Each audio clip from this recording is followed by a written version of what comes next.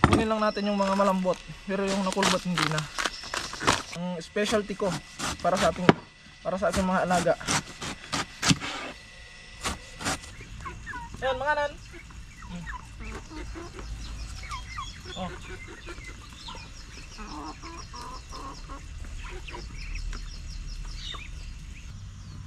One.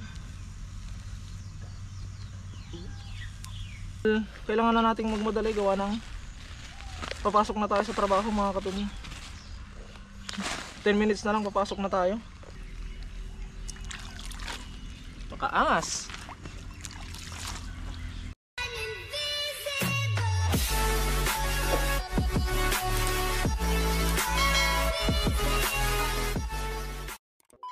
So what is up mga katunying, magandang umaga sa ating lahat. At syempre welcome back sa ating YouTube channel. At kung ilan pala kayo napadpad sa aking YouTube channel mga katunying, inaanyahan ko kayo mag-subscribe at i-click ang notification bell para ma-update kayo sa mga susunod pa nating video. At syempre for today's video mga katunying, nandito na naman tayo sa ating A Day in My Garden series. Gawa na may pasok na naman tayo, kaya gagawin na naman natin yung ating daily routine.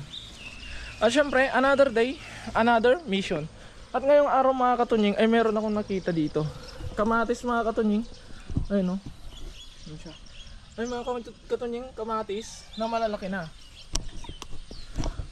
Tapos sayang siya mga katunying dahil kumpul-kumpul siya. At yung kamatis natin na malalaki ay maliliit pa rin, parang hindi siya lumalaki. Maliliit pa rin siya mga katunying at naninilaw-nilaw, parang hindi yata okay. Kaya ang gagawin natin mga katunying, isang linya nang pagtataniman natin ng kamatis doon ay tataniman na natin.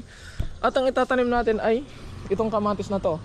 At kung kulangin man yan mga katunying doon sa isang linya, ay kukuha tayo doon, pipili natin yung mga malalaki. Dahil sisimulan na natin mga katunying, dahil sayang yung panahon na paghihintay natin doon sa maliliit na kamatis na hindi naman sigurado.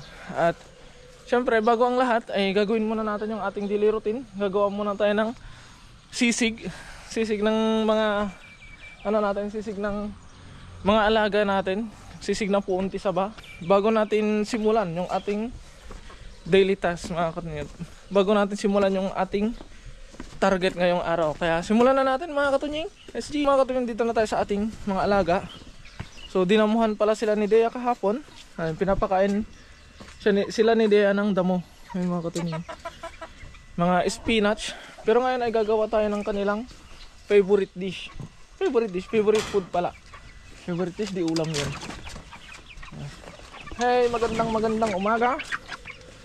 So bibigyan natin sila ng pagkain, pero bago ang lahat ay gagawa muna tayo ng kanilang sisig. Sisig na tawag ko mga katunying, gawa ng para namang sisig yung ginagawa natin. Kaya simulan na natin mga katunying. Kalahating balde na naman yung gagawin natin. Yukat! Oh, diba? Laki. Laki ng ating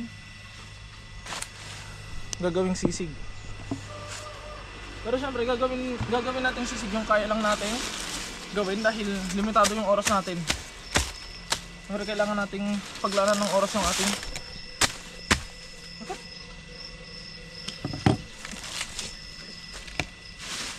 kunin natin yung ating basura dyan sa gilid. Pero tatanggalin natin yung mga nakulbat. Kunin lang natin yung mga malambot, pero yung nakulbat hindi na. Pero tayo lang din yung mahihirapan maghiwa mga katunying.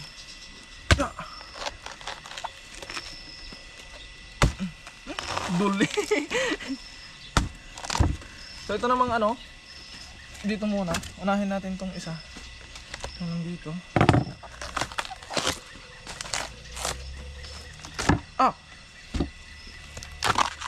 Yan.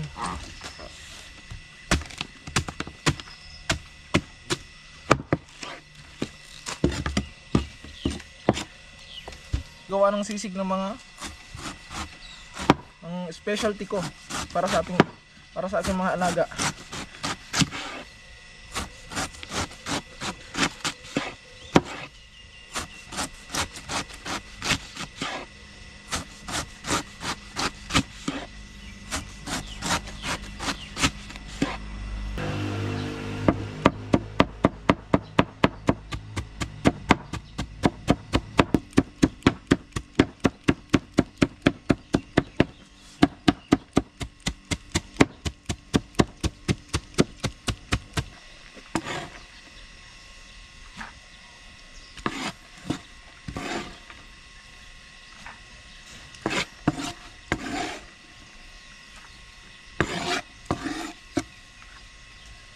mga katunying, tapos na natin. Yan o. So lalagyan ko na ng darak to mga katunying at tutubigan na natin nang masimulan na natin ma-serve sa ating mga alaga. Ito natin.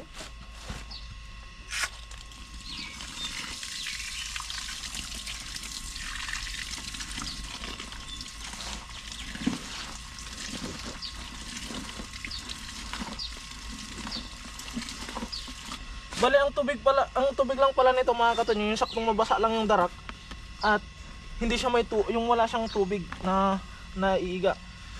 Dahil pag may tubig na naiga mga katunying, pagkain na ng baboy yun. Dapat ganito lang siya, yung tuyo pa rin siya. Yung tubig niya ay saktong ano lang, saktong mababasa lang yung darak at para kumapit dun sa ano ng saging. Yan, serve na natin. Oh. Hello. Good morning, good morning. Ito mo.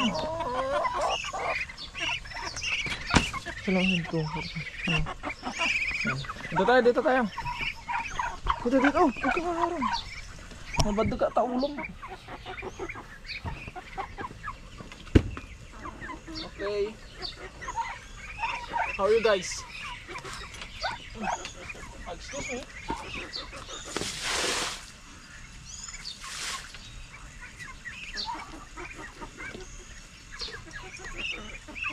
Oh.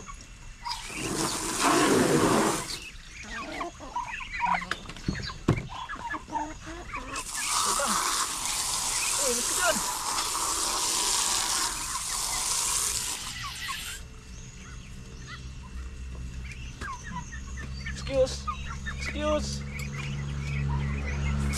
Okay.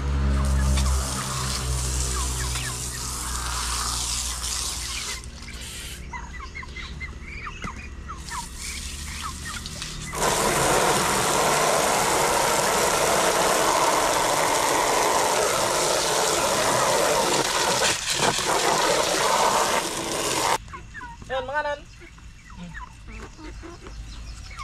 Oh.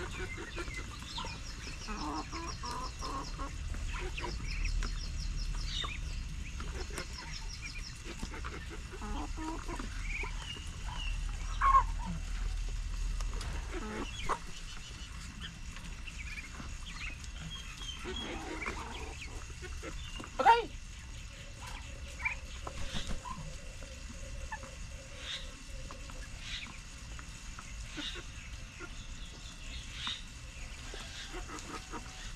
Pagkainin natin sila sa palad natin mga katunying para ano?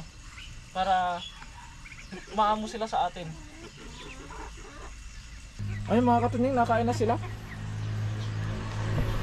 Tapos na natin. Ay hindi pa pala tapos dahil papakainin pa natin yung mga nasa labas. Pero dito kasi mga katunying ay feeds yung pinapakain natin yung sa mga nandito para hindi sila mabansot.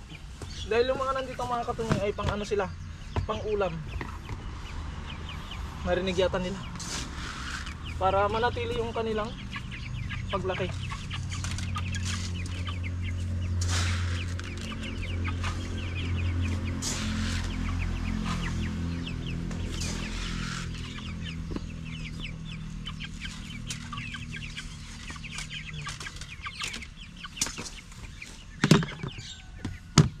Sarado na natin, okay? Kaya mga katunying, next naman natin ay magtatanim tayo ng kamatis. So syempre bago natin taniman ng kamatis, bubutasan muna natin. So ang uunahin natin na linya ay ito. Ito yung unahin natin mga katunying. Kaya kukunin ko lang yung ating gamit nang masimulan na natin. Miss G, ikaw naubos yung gas nito. Yun. Out. Ma-Janet. Bubutasan natin dito. 1, 2, 3, 4. At ito naman po yung ating itatanim mga katunying. Yukat! Bali ito yata, itinapon lang to. Ay, naputol. Itinapon lang yata to mga katunying ng isang bunga. Tapos naging ganito na siya. Ito yung tatanim natin. Bubutasan muna natin yung ating malakasan. Uy, kat! Bali. 1, 2, 3,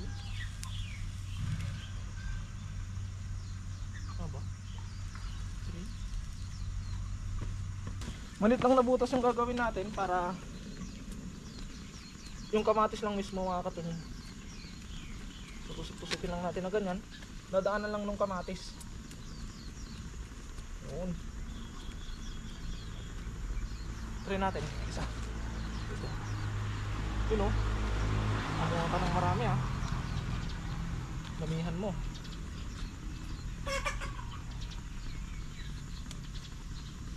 Tatabunan lang natin.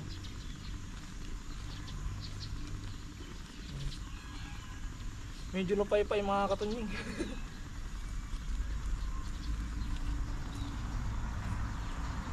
Medyo challenging yung pagtatanim sa gantong klaseng mga katunying, yung may plastic, dahil mayroong nakaharang. Hindi tulad dun sa nakasanayan ko na ilalagay ko lang, okay na. Tapos tatabunan ko, okay na. Ito medyo matcha-challenge tayo dahil meron pang plastic na nakaharang. Tapos yung ating pula ay ito, kumpul-kumpul. Oh my god. Pero malalaki na sila mga katunying. Malalaki na. Ilagay lang natin dito. Walang pa ng lalim. Natin. So lalagyan na lang natin ng stand to para tumayo siya.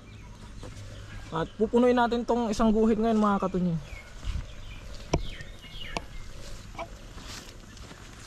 At syempre kung kulangin tayo sa oras, bukas ulit. Ang ating day 2.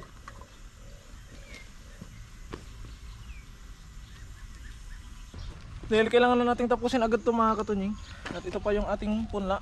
Hindi na natin nagalaw yung malilit pa. Bali bukas naman yun mga katunying, dito naman sa kabila. Dahil kailangan na nating magmadali gawa ng papasok na tayo sa trabaho mga katunying. 10 minutes na lang papasok na tayo.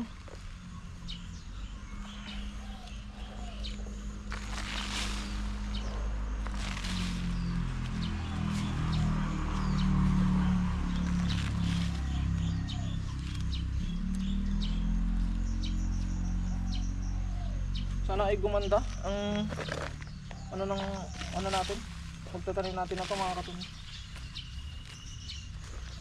Sana ay maging malago.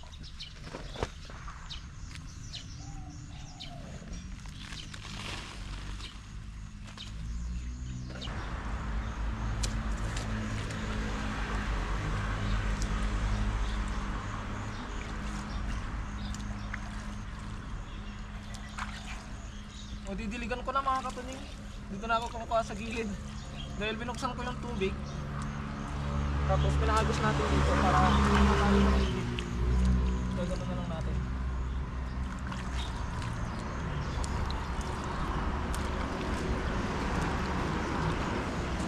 Tapos tingnan natin hanggang bukas kung anong magiging resulta ng ating tinanim.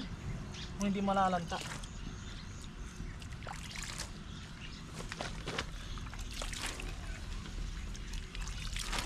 Yun o. Makaangas.